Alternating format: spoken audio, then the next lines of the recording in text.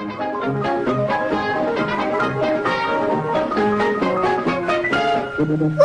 to Kitch at Home. There seems to be a barking chain going on. Well, every neighborhood has its chain of command, which reminds me of a story.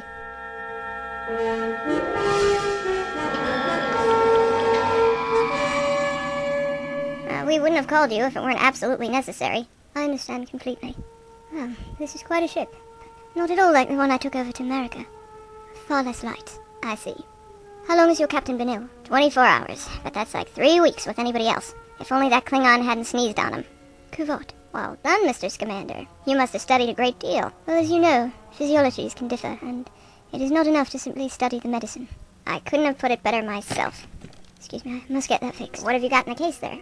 Is that where you keep your medicines? And the plants and creatures they come from. Wow, at risk of sounding like a Vulcan, I know. Fascinating. Thank you. Ah, and here's that charming Vulcan now. Dr.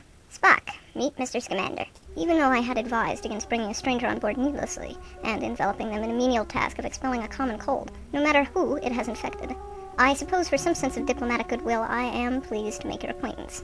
You see, he likes you already.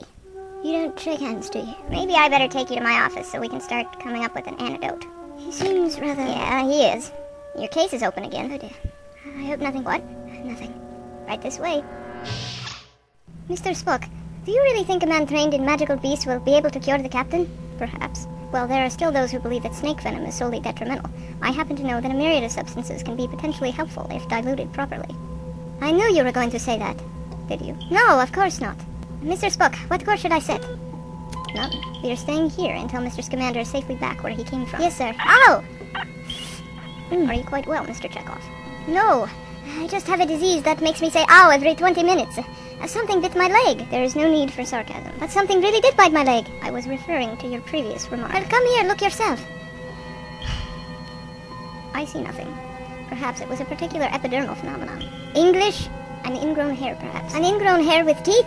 I am not exaggerating. I see your eyebrow. It hurt. Very well, Mr. Chekhov. I shall look again. I see nothing. That's just it. I didn't see anything either. Oh, Mr. Spock, are you all right? Of course. I just hit my head on the desk. Yeah, I know. After you said that. Mr. Chekhov? Yes. Check off your assignment. No, Chekhov is my name. So, how's everything going? Everything is fine. No, but I thought everything is fine, Captain. Good. Captain, you are perspiring. You have dark circles under your eyes, and you have just entered the bridge in your bare feet. If I was prone to flights of fancy, I would say you were sick. Nonsense! I feel perfectly well. Did you feel that? Captain, you are not exactly making your case. Spock? How many of there are you? There is only one, Captain. I know that, but how many of there are you, Captain? I would suggest that you leave this matter to us and go back to bed. Mr. Scamander and Dr. McCoy are working on an antidote for your infection. Good. Then I guess I'll just go lie down. Unless you need me to look over those reports. Jim, go back to bed. Aye, El Capitan. Spock?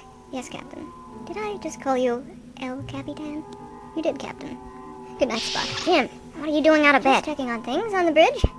Why, did you want to? Jim! Ah, Mr. Scamander, how nice to meet you. You know, I got this from a Klingon on Aklan. Yes, I am aware. They call it Aklan now. It'll always be Gamiri to me. We'll just be taking our patient now. Wise. Good night, Captain. Good night, Gracie. Oh, look at all these buttons. Do you guys get to play up here all the time? Mr. Spock? Did you need something? Yes.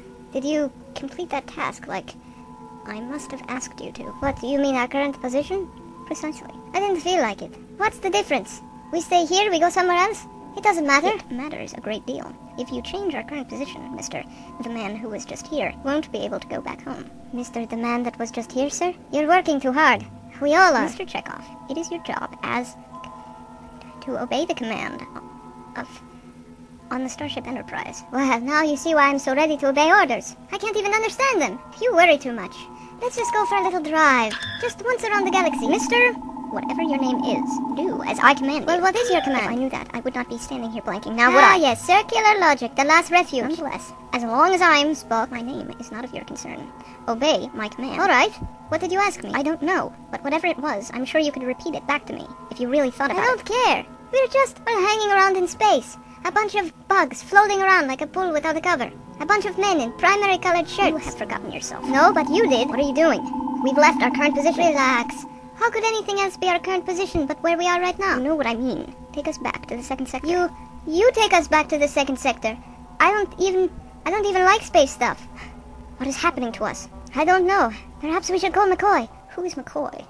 The doctor? Yes. Call the doctor. McCoy to... No, I'm Chekhov. Whoever's there who's working, could they come over here now? Give me that. Dr. Spock. McCoy. Dr. McCoy. This is Commander Spock again. Some of the crew seem to be experiencing some changes in mood and slight memory loss. And... I just got the strangest call from Spock. Nothing too serious, I hope. I'm not sure yet. You keep working on the antidote for Captain Kirk. I better go see what's going on. What is this? Oh, hi, Doctor. Want to come sit around? Sit around? We're heading for a black hole. Look at your screens. A black hole in space? How can you tell? Quick, Spock, help me. Yes, you with the pointed ears. Come help me move Chekhov so we can get to the control board. Are you the man I called? Yeah, I'm the man you called. Spock, it's me, McCoy. I'm sorry. I'm afraid I do not know anybody with that name. Spock or McCoy? Get over here, you Vulcan, you. I take offense to that. But Spock, you are a Vulcan. I'm quite aware, Doctor. I just wanted to make sure you knew. Oh, for heaven. There.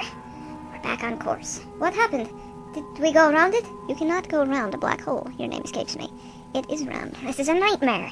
Newt, bring the captain to the bridge. What? I really don't think that's a good idea. Is that a wand? Why are you carrying that? Is that how you got this whole ship to float like this? Just bring him up here. Just wait until the captain gets here. I thought you were the captain. So did I. There you go. You can roll down your sleeve now. You're quite a good patient, Mr. Spock. Most people fuss so when they take anything with the name Swooping Evil attached to it. Names do not scare me, Mr. Commander. I was merely concerned of Jim. I mean Captain Kirk's reaction. Yes, I heard about that. I'm so sorry for both of you. Perhaps this antidote will take care of that poor memory as well. Perhaps. I'm so sorry for any trouble my creature might have caused. I don't see how he got out without my knowledge. Luckily, the bite of a nug is a great neutralizer of race. All suffer the same, all are cured in much the same way. Let's just hope all don't have to experience the bite of a nug to gain that lesson, Mr. Commander. Yes. Thank you for coming on board. Anytime. And do call me the next time you have triple trouble. Those furry little buggers. I can't think of anyone else we'd call. Has anyone else noticed how Kitch sounds a bit like Kirk? No? Okay. I owe Billy some lunch money now. Until next time, this has been Kitch at Home. Live long and prosper.